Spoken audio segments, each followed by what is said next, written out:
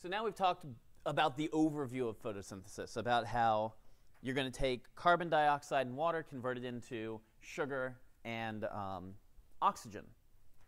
But in order to do that, you've got to have very, very specific components of the plant that sort of help in that process. Now I'm going to talk about a little about the leaf and the parts of the leaf, and I also need to talk a little about the nature of light in order to understand how this whole reaction is powered. I know this seems elementary, but I need to go over it real quick. There are 3 parts of the plant that we're concerned about in Intro Bio 101. The leaf, the stem, and the roots. The leaf is this broad part at the top. It's very flat in order to increase surface area to absorb more sunlight. The stem is attached to the leaves and allows for the movement of nutrients. And then the roots help pull up water and nutrients from the ground. What we're really worried about is the mesophyll of the leaf. Now, the mesophyll is the inner part. This is where photosynthesis happens in the plant. This is a cross-section of the leaf. It's almost like you've sort of chopped the leaf in half and you're looking at it from the sideways on. You've got this top part here called the epidermis. The epidermis has some cells that secrete wax. Now, what is wax? It's a lipid. So how's it going to react with water?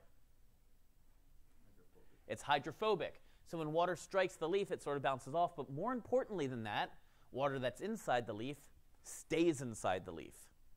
So the epidermis on both sides is very waxy. In the middle, you've got cells that are going to undergo photosynthesis. So photosynthesis generally occurs in the mesophyll cells of the leaf. There are a few structures in the leaf that will help with photosynthesis. One of them is the stoma, or the plural is stomata. These stoma are groups of cells that are going to open and close to allow carbon dioxide in and oxygen out. They're little mouths. Honestly, they look like mouths. You'll see them under the scope when we do this lab. If you were to breathe on them, sort of like hold your breath for a second, go, and then go, like that, sort of like checking your breath. If you do that to a plant, these little mouths open up, and they suck in that carbon dioxide. The way they open up is the 2 cells, the guard cells on the sides, are going to swell up with water and push against each other so that they open. When there's not carbon dioxide present, they close. It's important to open and close because if they remained open all the time, water would get out, and plants need water to survive. That water loss is called transpiration. I should probably have bolded that word, but transpiration. Water leaving the plant through the stoma. So stoma open to take in carbon dioxide, and then they release oxygen, and then as a byproduct, sometimes water's lost. Where do you think there's going to be the most stoma? On the top of the leaf or on the bottom? The top. All right, so if it's on the top, when it opens up, what's striking the top of the leaf? Sunlight. And what does sunlight do to water? Evaporates it, and the water leaves even faster. So where do you think the stoma might be? On the bottom, to protect it from the sunlight. Protect it from that water leaving. Within the leaf, you have chlorophyll-containing structures called chloroplasts. Now, if you remember the cell lecture, we talked a lot about chloroplasts. What do you remember about chloroplasts? They're green.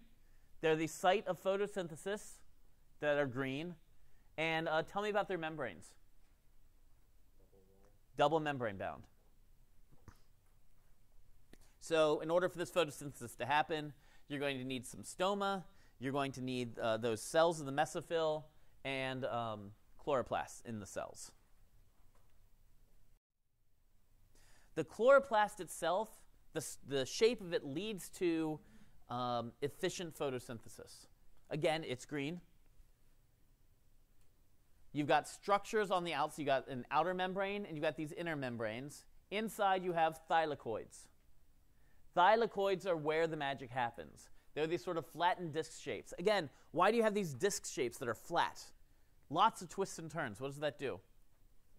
More surface area, because the more surface area you have, the more sunlight you can catch. The more sunlight you catch, the more reactions can happen.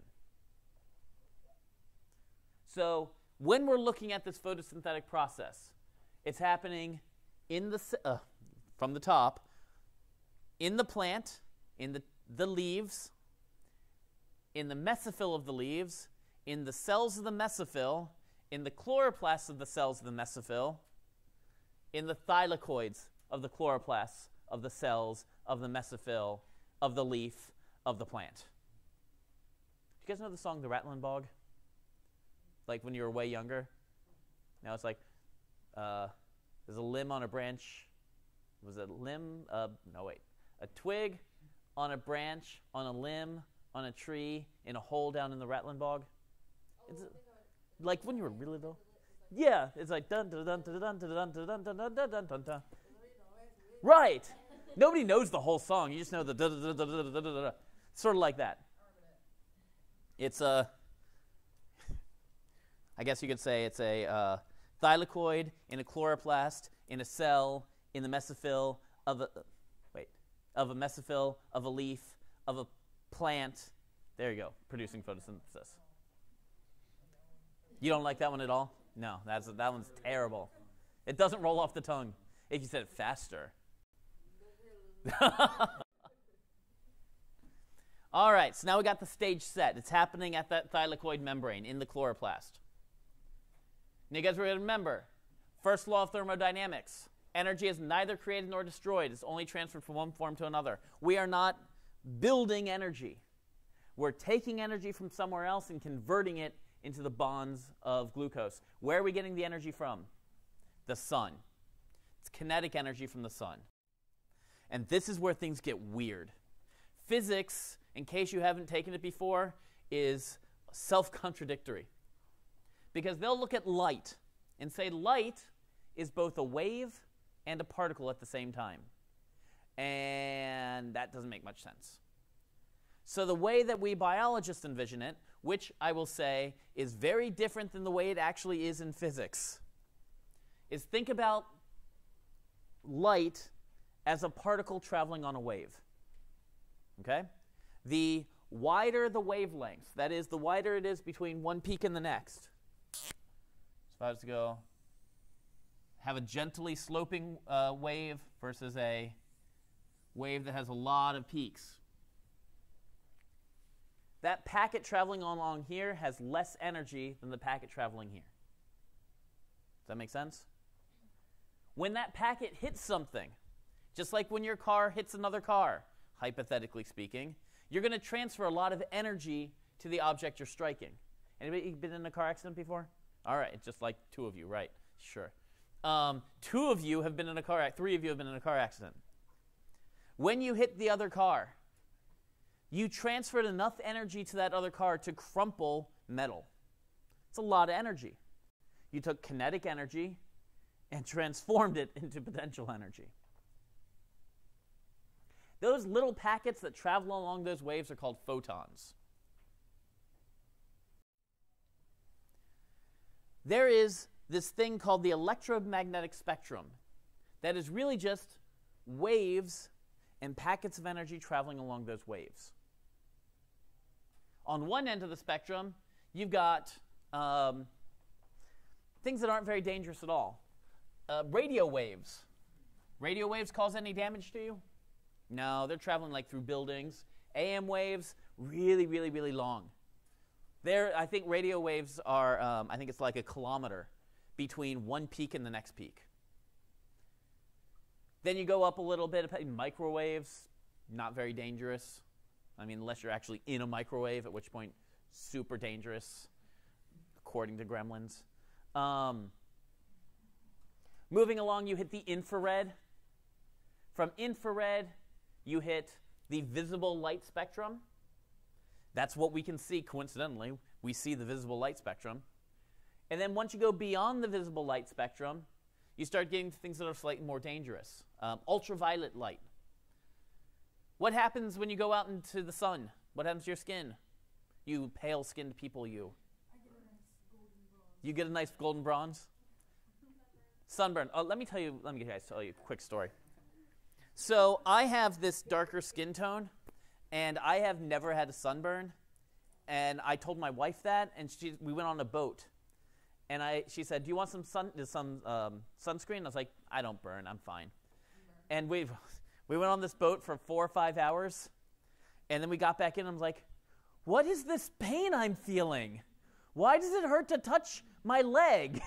She's like, "That's a sunburn." I was like, "I don't like this. You deal with this all the time? This is crazy." And since then, I use like SPF like 120 because I'm not dealing with that again. But what happens? Ultraviolet radiation can cause damage to your DNA, can cause mutations to happen, causes cancer. That's how you end up with skin cancer. More energy, more damage. Go beyond that. X-rays. You guys have had X-rays before? Go to the dentist, you get an X-ray. What do? They put this, they're like, "Don't worry, it's totally safe. Here's this metal shield to put on you." And then they're like, "And I'm leaving the room. Just stay there with the very, very dangerous machine. I'm going to turn it on."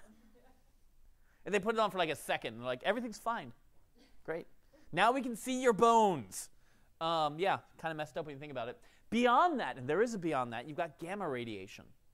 Gamma radiation does two things. It kills you, or it turns you into a superhero, and there's no in between. Right, the way you can think about this is, as far as waves go, longer wavelengths have less energy.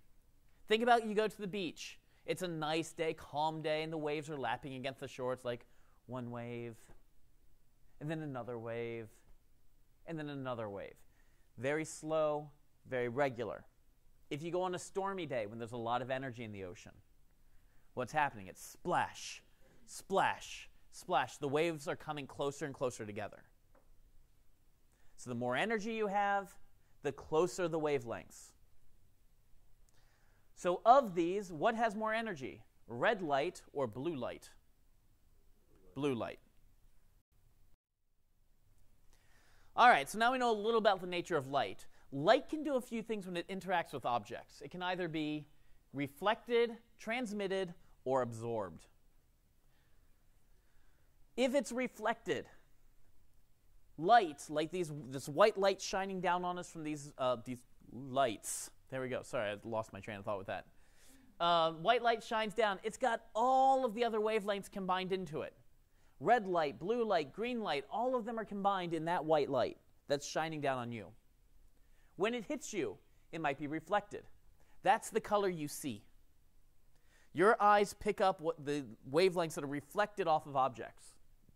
This is blue because the white light's shining on it, it's hitting it, and then the reds and greens are being absorbed, and the blue is being reflected off of it.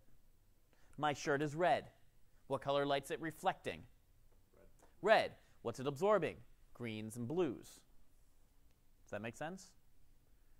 So reflection's one thing. Absorbing is the other. As that light's coming down, it's got energy to it, right? It's on this wavelength. That packet of energy hits you, and you absorb it. In the summertime, if you have dark hair, what happens to your hair? It gets lighter, but it hurts. It gets hot. You're wearing dark clothes. Okay, how about this? You're wearing dark clothes in summer. It gets hot because what happens is black absorbs all the wavelengths of light.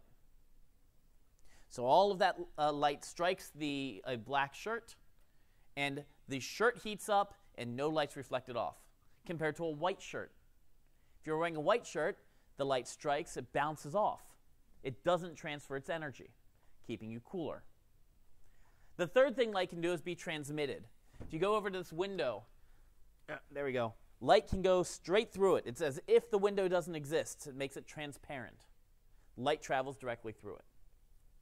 So light can either be reflected, and you see that wavelength. It can be absorbed, transferring energy to the object, or it can be transmitted and go right through the object. Plants, interestingly enough, use only visible light for growth. So I'm going to bring something up. I'm going to see if you can get it before I get to it in the slides. Which of these three plants is getting the most energy from the light? The blue, the green, or the red? Blue. Why? Right, the wavelengths are closer together with blue. Here's the harder question. Which is getting the next most amount of energy? The green or the red? Red. Why? Because the plant is green, it can't absorb, it doesn't absorb greenery. That's exactly right. The plant that's green is reflecting green light. It's not absorbing it to use it for energy. So the next one that'll grow best is red. That'll come into play with your lab this week. I know, right? In these plants or in anything, you have pigments. Pigments are molecules that absorb light. They'll absorb the energy. White, there's no pigment. It just reflects everything. A cyan pigment might absorb red wavelengths and reflect the rest, making it this sort of greenish-blue color. Black absorbs everything, absorbs all of that energy, and doesn't reflect anything. What would you expect would be reflected with, I don't know, let's go with like a purple color. What's being reflected? And blue. What's being absorbed? Green. Does that make sense? So energy from the green is being absorbed, and the blue and the red is being reflected out. The reason I'm talking about this is because those pigments are going to play a major role in photosynthesis. Because what happens whenever you add energy to an atom? The electron gains velocity, and then what does it do? It moves away from the nucleus. So now you have a highly excited, energetic electron that can do some work. And that electron can be transferred from one molecule to the next. So as light strikes a pigment, the electron cloud expands, and now you have an electron that's ready to jump to another molecule to do some work. In plants, there are three pigments that we're really concerned with: chlorophyll A, chlorophyll B, and carotenoids. You've heard of chlorophyll before. What color is chlorophyll? Green. That means what color light is it reflecting? Green. What color is it absorbing? Red and blue. Carotenoids are like carrots. They're sort of oranges and reds. So what are they reflecting? Oranges and reds. What are they absorbing? Green and blue.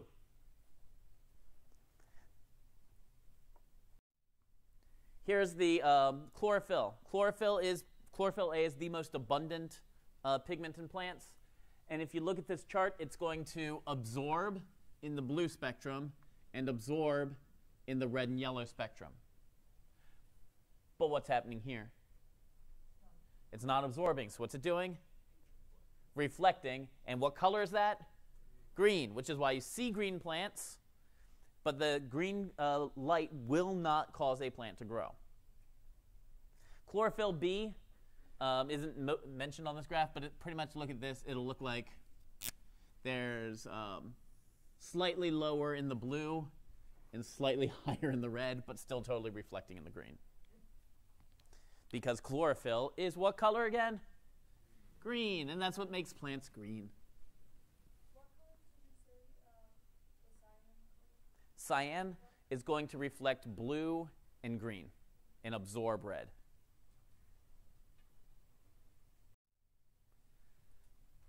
And then the less abundant pigment in plants is called the carotenoid.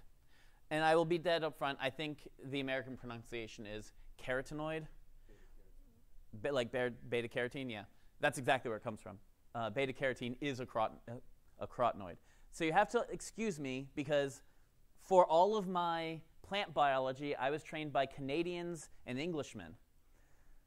And I never heard the American pronunciations until I was well out of graduate school.